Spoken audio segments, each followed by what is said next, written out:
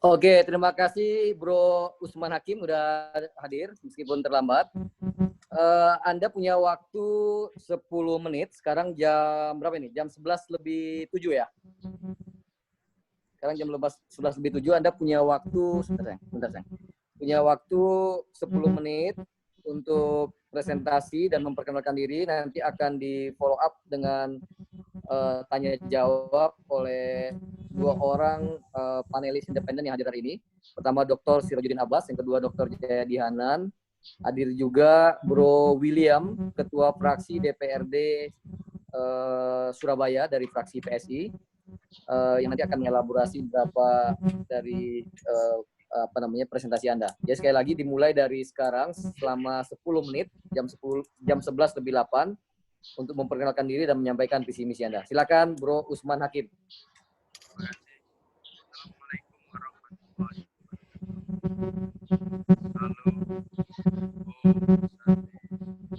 Suara bunyi-bunyi, mungkin yang lain di-mute dulu ya. Sorry, yang lain di-mute dulu. Yang lain di-mute dulu, please. Sebentar, Bro. Peserta lain ini berisik nih, ada bunyi-bunyi. Nggak kedengaran suaranya si Sisyana. Ya, mohon maaf Bro Usman. Bro Usman, apakah di dekat Anda ada telepon lain yang berdekatan dengan alat yang Anda pakai untuk Zoom? Jika iya, tolong dimatikan dulu semua alat-alat komunikasi yang ada di dekat Anda, Bro Usman. Karena sepertinya itu feedback dari alat dari sebelah Bro Usman. Siap. Oke, baik. Sudah baik. Silakan Bro Jan.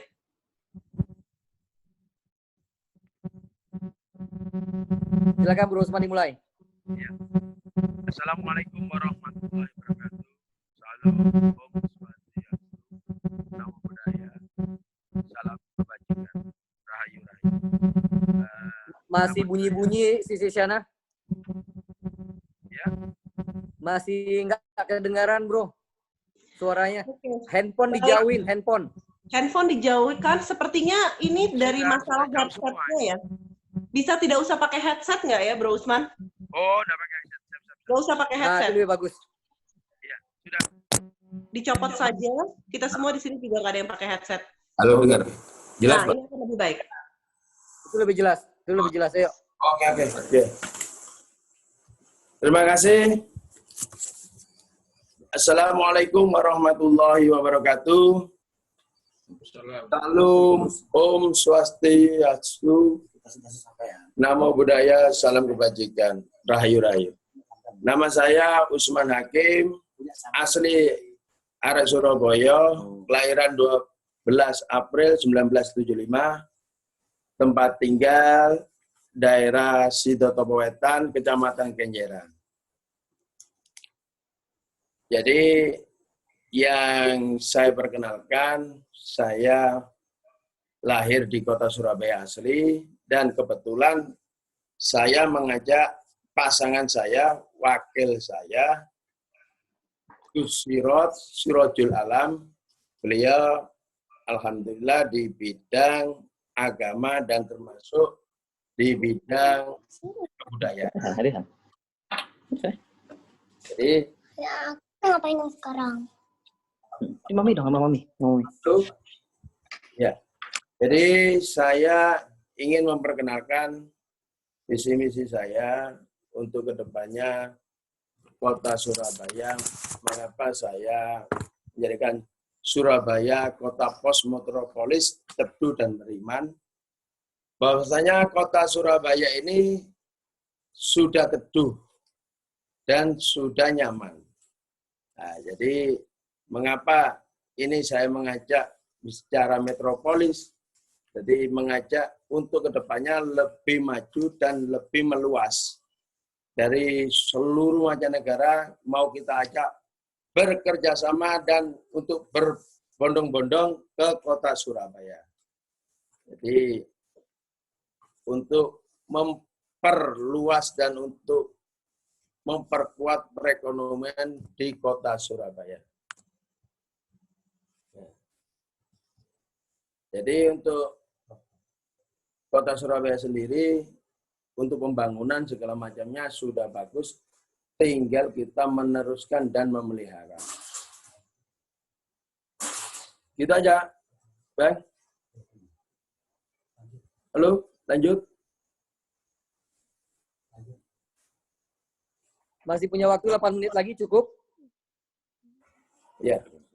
Jadi kalau kita untuk program kerja 5 tahun ke depan, memperhatikan dan untuk khususnya wisata Kota Surabaya, kita mengutamakan untuk pertama kali Surabaya ini wisatanya kan istilahnya masih ibaratnya tertutup dan belum terekspos masyarakat wisata religi untuk agama Islam sendiri banyak yang untuk ziarah-ziarah keislaman dan termasuk untuk agama Kristen juga banyak yang tidak pernah diekspos dan termasuk untuk agama Buddha dan Hindu itu belum ada istilahnya belum ada terekspos. Jadi ingin saya mengajak seluruh warga masyarakat Kota Surabaya, seluruh agama yang ada di Kota Surabaya, dan termasuk kebudayaan dan termasuk adat, ras, kita harus mempersatukan. Jadi pas kebetulan saya juga ketuanya Pemuda Surabaya yang pencetus silaturahmi akbar. Silaturahmi akbar itu di Kota Surabaya itu saya yang mencetus untuk mempererat dan untuk memperkuat silaturahmi ini seluruh pemuda-pemudanya dan termasuk seluruh adat dan termasuk seluruh kebudayaan yang ada di Kota Surabaya. Ada Ambon, Maluku dan semuanya. Alhamdulillah saya pertama kali pencetusnya di Surabaya. Jadi untuk meneruskan programnya di Pemkot mengatasi kemacetan dan termasuk pemberdayaan potensi ekonomi sampah, saya yakin Surabaya ini kan sudah masalah air bersih dan bisa diminum di tempat seperti yang ada di Taman Bungkul segala macam. Jadi saya mengajak ke pemerintahan, nantinya kalau saya diridhoi sama Allah dan diridhoi sama Tuhan, saya buat aqua dari Kota Surabaya sendiri. Jadi untuk melonjakkan, menambah PAD Kota Surabaya. Dan termasuk untuk sampah ini saya ingin mengelola sampah ini tanpa mengeluarkan uang APBD. Dan termasuk nanti untuk menambah program-program kesehatan segala macamnya dari pengelolaan sampah ini.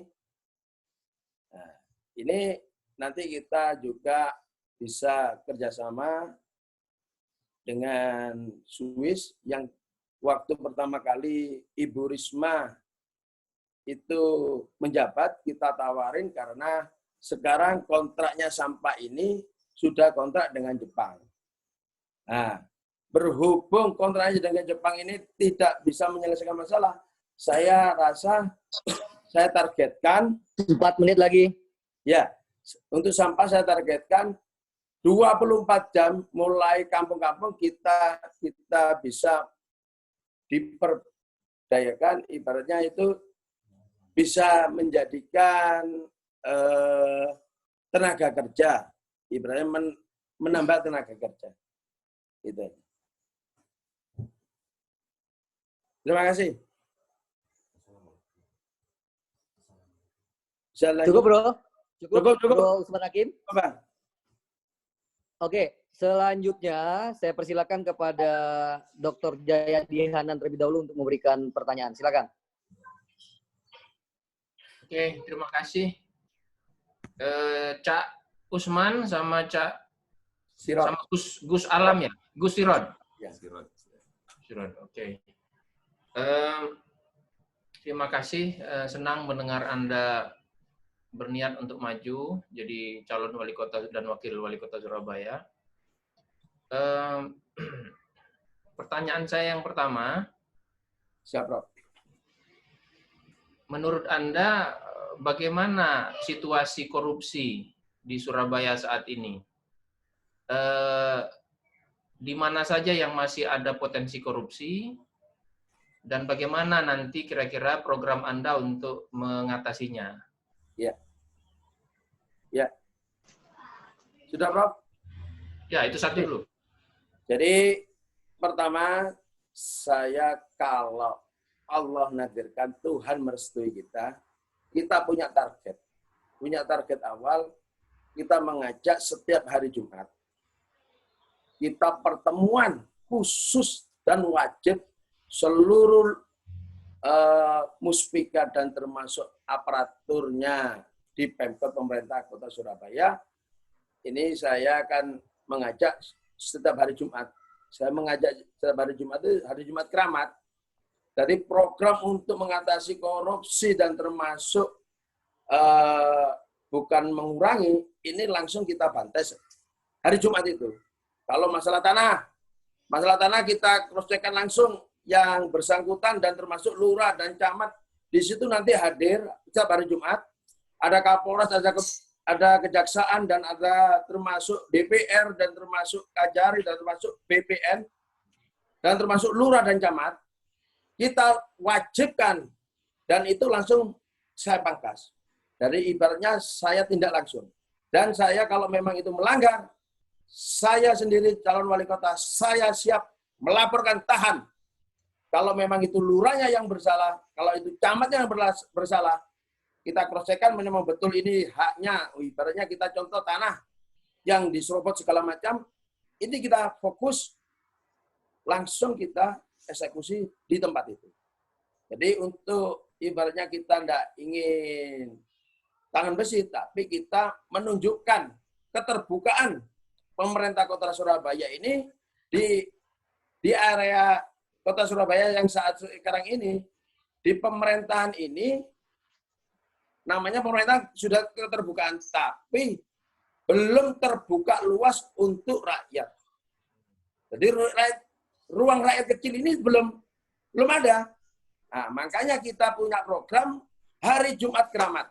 Hari Jumat Keramat itu bisa disaksikan sama BPN, sama kejaksaan, dan termasuk seluruh lurah dan camat kepala dinas dan bagian hukum, kita cross-check di umum.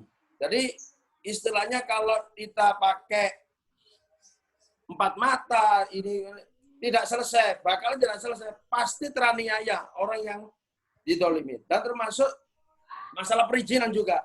Masalah perizinan, masalah agama. Masalah agama ini termasuk sepertinya tidak ada rasa ibaratnya kebersamaan apa, rasa istilahnya ada anak didirikan, agama ini didirikan. Nanti di situ kita terbuka. Kalau memang ini gereja ini harus didirikan, didirikan. Kalau masjid ini didirikan. Jadi tidak ada namanya agama Islam mayoritas, tidak. Jadi kita ini mengajak seluruh warga masyarakat untuk damai dan teduh. Jadi Oke, selanjutnya, Bro. Siap. Ada pertanyaan lanjutan?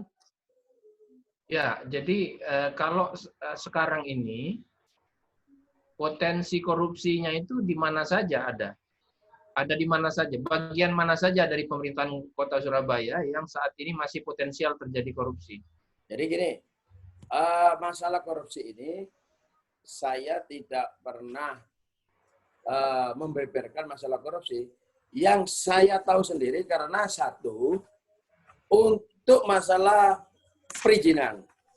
Jadi untuk perizinan dan termasuk masalah tanah dan termasuk proyek. Nah, jadi kalau kita ini fokus untuk memberantas masalah korupsi ini, kita awali dari lurah dan camat, dan termasuk mulai dari kecil. Dan termasuk kita beberkan ke DPR. Jadi DPR ini memang satu wakilnya rakyat untuk mengawasi. Mohon maaf untuk Bapak Ketua Fraksi PSI, beliaunya ini kan juga di Komisi C, beliaunya tahu bahwasanya di dalam-dalamnya itu beliaunya nanti ibaratnya tugas untuk mengawasi. Ini tugasnya Bapak Ketua Fraksi, Mas Bro William. Jadi untuk mengatasi ini kita wajib itu, makanya saya tadi ini saya ucapkan dan saya lontarkan Jumat Keramat. Di keterbukaan itu jelas siapa yang menanam kejelekan pasti tahu itu langsung. Oke, pertanyaan saya yang kedua. Tadi Anda juga menyebutkan soal akan mengembangkan wisata ya di Surabaya. Berapa persen sih potensi wisata di Surabaya dan bidang apa saja yang bisa dikembangkan untuk wisata itu? Ya. Jadi untuk wisata Kota Surabaya ini kan lagi marak-maraknya situs-situs yang ada di Kota Surabaya.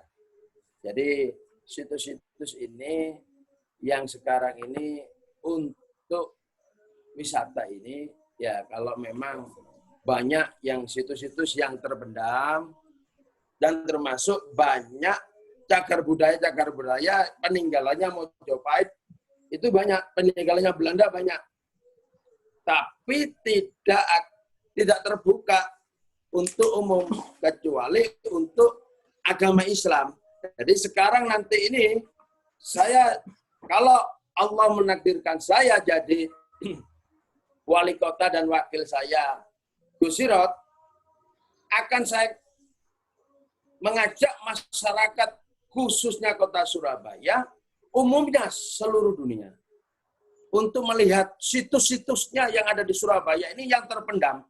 Ibaratnya tidak pernah dibuka untuk umum. Seperti di Gereja Bubutan, termasuk di arca-arca lain, itu banyak yang terpendam. Dan termasuk makam-makamnya Belanda yang belum dibuka dan belum pernah dipromosikan.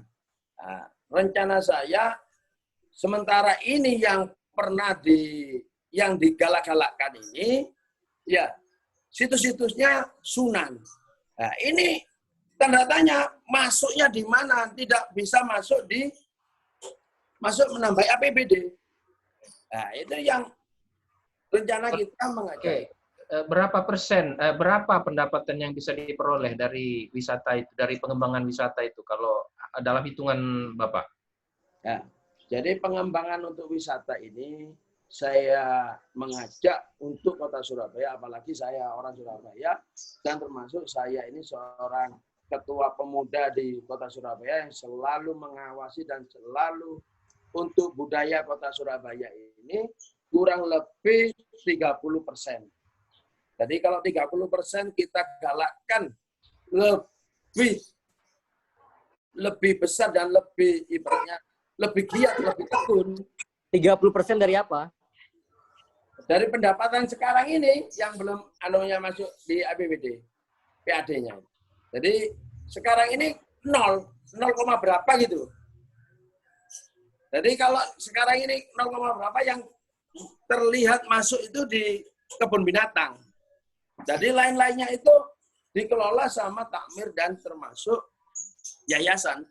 Tidak masuk di kategori pemerintah Kota Surabaya. Cuma yang masuknya di pemerintah Kota Surabaya cuma parkir.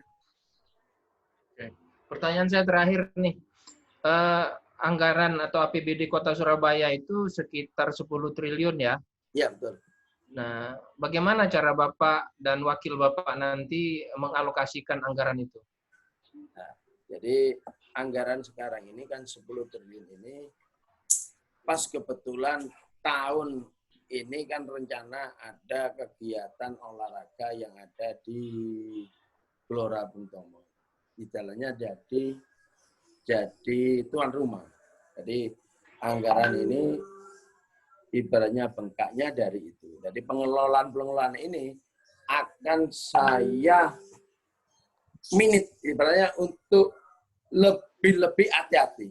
Lebih hati-hati dan termasuk sekarang ini yang utamanya untuk pembangunan, tapi untuk rakyat dan sosialnya ini malah ditinggal.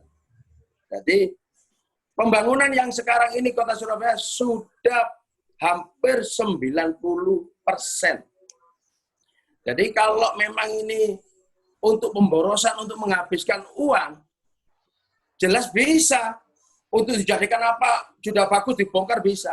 Tapi kita ini mengurangi pemborosan. Maksudnya 90% itu apa, Pak? Pembangunan Kota Surabaya. 90% dari anggaran atau bagaimana? Bukan, 90% pembangunan jalan dan termasuk kampung-kampung ini hampir 90% sudah terrealisasi. Oh. Jadi pembangunan yang ada di Kota Surabaya ini ada paving ditumpuk 3 sampai tinggi. Jadi ini mubadir semuanya dan termasuk di kota-kota ini, kota-kota pusat ini yang sudah di pendestrian dibongkar lagi. Nah ini rencana-rencana seperti ini kita akan supaya tidak boros.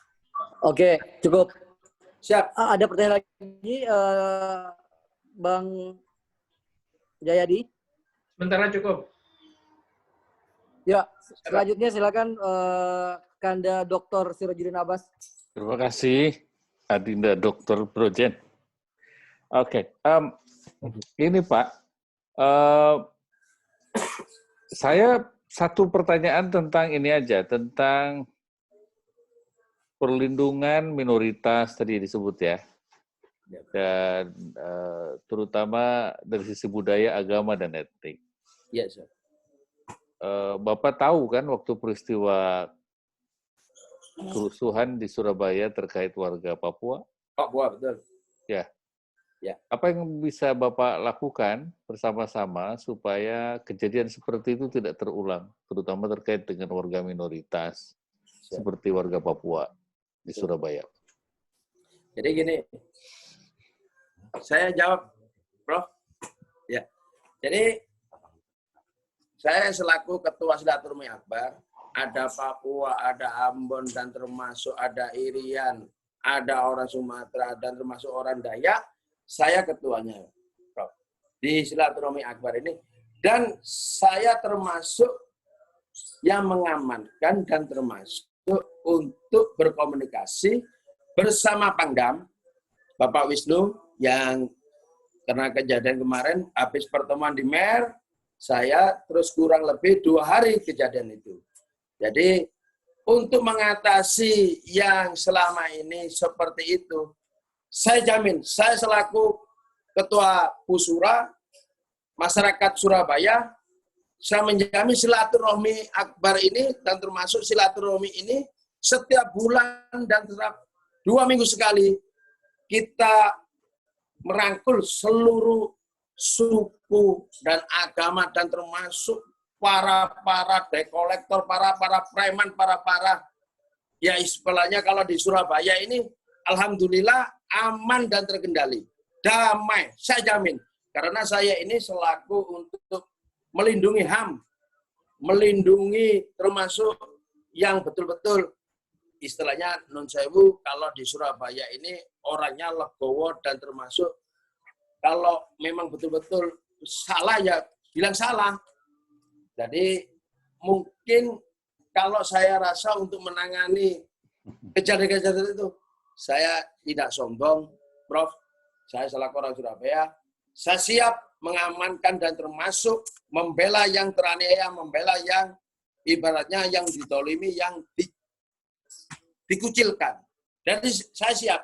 Seperti banyak yang khusus untuk di gereja-gereja, banyak teman-teman dari Pusura, untuk dari Ambon dan termasuk dari Irian Jaya, dari Papua, itu selalu koordinasi dengan saya.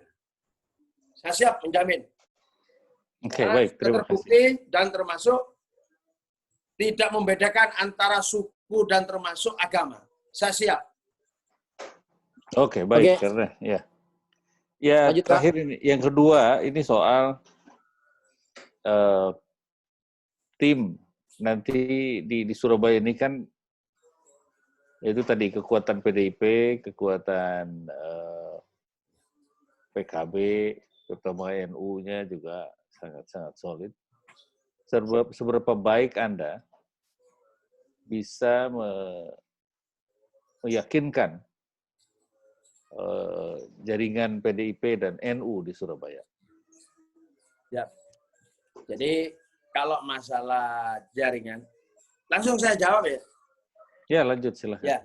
Kalau masalah jaringan NU, saya serahkan beliaunya ini dari keluarga Panji, pondok tertua yang pernah ibaratnya yang pondoknya Hasyim Asy'ari dan Sayyidina Khalil, beliaunya ini sesepuhnya, orang tuanya sesepuhnya orang NU. Nah, biar Gus Sirot menjelaskan. Ya, nanti PDI. Jadi kalau untuk PDI, Prof, saya ini punya komunitas, saya juga ketua bonek Balgo, ya. Bonek Balgo itu dan termasuk saya juga selama ini juga memelihara, dan saya juga penasehat Bikres se-Surabaya. Bikres Surabaya yang mobil-mobil sepeda motor itu saya penasehatnya, ketuanya Abaduan yang selalu ibaratnya diperintahkan sama Bu Wali untuk 1 jam ini 10.000 orang saya, Bro. Jadi orang saya militan ini yang bisa saya jamin dan termasuk bonek-boneknya. Jadi untuk aman segala macamnya ini ya termasuk saya bisa menjamin ketentraman agama, ketertiban, damainya kota Surabaya saya siap menjamin karena saya selalu ada gesekan apa yang selalu saya yang diajak rundingan. Jadi untuk masalah NU saya pasrahkan ke Gus Sirot, beliaunya ini juga dari NU dan termasuk mulai kecil dan besarkan dari NU. Monggo. Baik, silakan ya. Saya, ini Gus Sirot. Assalamualaikum. Waalaikumsalam. Langsung ya. Ya. Dan menjawab yang kedua tadi untuk apa namanya, gimana caranya meyakinkan. Suaranya dibesarkan. Siap, Pak Raja Juli Antoni. Ya.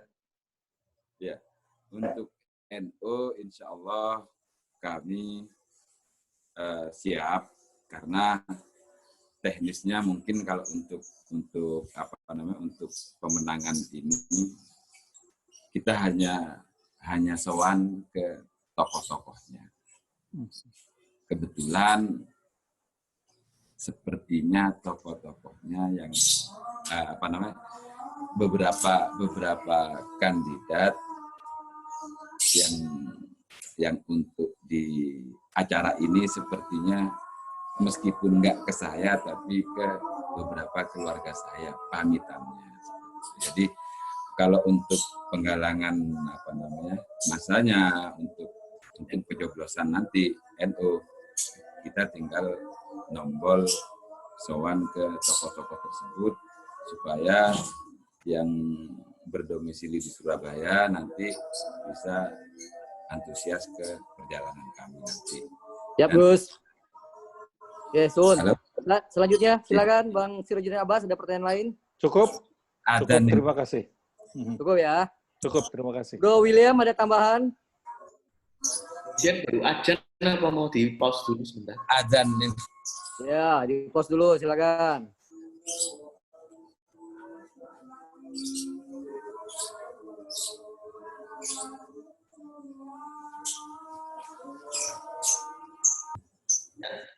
Saya mau tanya beberapa pertanyaan. Yang pertama, tadi disampaikan ada program tanpa biaya sampai kuliah. Kira-kira itu mau sediakan anggaran berapa dari 10T-nya itu? Karena posisi anggaran sekarang itu 20% sudah untuk pendidikan, kemudian anggaran untuk belanja pegawai pun juga sudah cukup tinggi. Kira-kira mau dianggarkan berapa ya itu untuk Oh, itu bukan ini.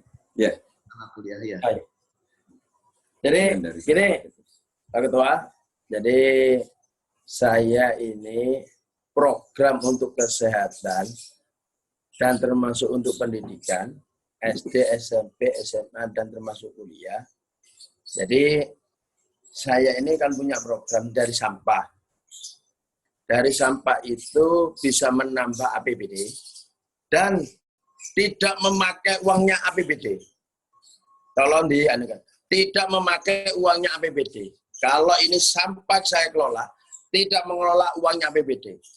Dan termasuk bisa mengurangi uangnya APBD, uangnya operasionalnya DKP, dan termasuk operasionalnya belanjanya untuk listrik untuk pemerintahan dan sekolahan, dan termasuk untuk tempat-tempatnya ibadah yang ibaratnya yang dalam naungannya pemerintahan, saya siap membiayai kalau ini sampah ini kita kelola dan termasuk menambah APBD. Nah, makanya saya melihat pos-posnya sekolah-sekolah ini memang sudah ditata. Nah, jadi kalau masalah penambahan tenaga kerja dan termasuk mengurangi nyamuk-nyamuk, jentik-jentik nyamuk. Jadi saya siap untuk mulai perkampungan masuk kampung-kampung kumuh itu harus siap bersih selama 24 jam. Karena itu pengelolaan sampah ini kalau memang betul-betul dikelola untuk pemerintah Kota Surabaya kaya. Jadi ibaratnya kalau memang ini terbuka semuanya, Surabaya kaya. Contohnya, Oke. Ya. Ada pertanyaan lain, Bro William, sebelum ditutup? Ya, cukup Bro, itu aja. Oke ya. Terakhir Bro, dari saya, sederhana aja. Tadi coba Anda tadi bilang tentang proyek bahwa sampah, pengelolaan sampah tanpa APBD bahkan bisa mensubsidi dana pendidikan. Coba secara teknokratik dijelaskan kepada kami. Nah, jadi gini Pak Sekjen, pengelolaan sampah ini satu menambah dan termasuk menambah APBD. Terus yang gimana caranya gimana? Jadi pengelolaan sampah ini kita kelola menjadi biosolar dan biogas dan termasuk menjadi tenaga listrik. Nah, jadi mengapa saya mengajak Kota Surabaya itu bisa bekerja sama dan berdoyong-doyong? Nah, ini termasuk untuk mengentas kemiskinan dan termasuk menambah tenaga kerja. Jadi saya kelola ini teknisnya dari hasilnya solar dan termasuk hasilnya biogas dan termasuk hasilnya listrik bisa menerangi yang biasanya hasilnya belanjanya dari uang APBD. Tapi ini murni tanpa uang APBD. Ini pernah berapa ton satu hari sampah di Surabaya itu berapa ton dan bisa dikonversi jadi energi listriknya berapa kWh? Jadi gini, masalah tonase ini bisa kita kalkulasi masalah dari penduduk. Targetnya ini penduduknya harus 3 juta lebih. Tapi kalau di Surabaya ini penduduknya kan hampir 4 juta. Jadi untuk pengelolaan ini kurang lebih kalau kita meraihnya itu dari 100 ton setiap harinya, 100 ton aja itu bisa menghasilkan dari hasilnya itu. Kalau ini sederhana aja, ini bisa menghasilkan lebih dari tenaga kerja. Jadi kalau memang per harinya itu sampai 2.600 ton, ini memang kapasitasnya tidak bisa menjadi gunung seperti itu. Bau yang ada di mana-mana, targetnya di mana-mana. tapi masih bau, masih menggunung. Tapi saya siap jangka waktu dekat, jangan ngomong setahunan. Kalau ini memang real dikerjakan, real memang diawasi, saya siap habis. Dan termasuk selokan-selokan itu, dan termasuk dari DKP kan 8 jam, saya siap 24 jam. Di TPS itu habis, bersih, dan termasuk nyaman. Oke. Ada pertanyaan yang lain dari Dewan Juri yang lain? Cukup? Cukup? Bang Sirojudin Abbas, Bang Jayadianan, cukup? Cukup ya? Siap. Oke. Ya, cukup ya. Sudah cukup bro, jadi waktu sudah selesai. Sekali lagi terima kasih sudah bergabung. Bro Usman Hakim dan Gus Siroj ya pada hari ini. Nanti akan ada laporan hasilnya dari Ketua Konvensi SIS Isyana Bagusoka. Sekali lagi terima kasih. Assalamualaikum. Waalaikumsalam warahmatullahi wabarakatuh. Terima kasih, Bang. Kak Abbas. Ya, siap.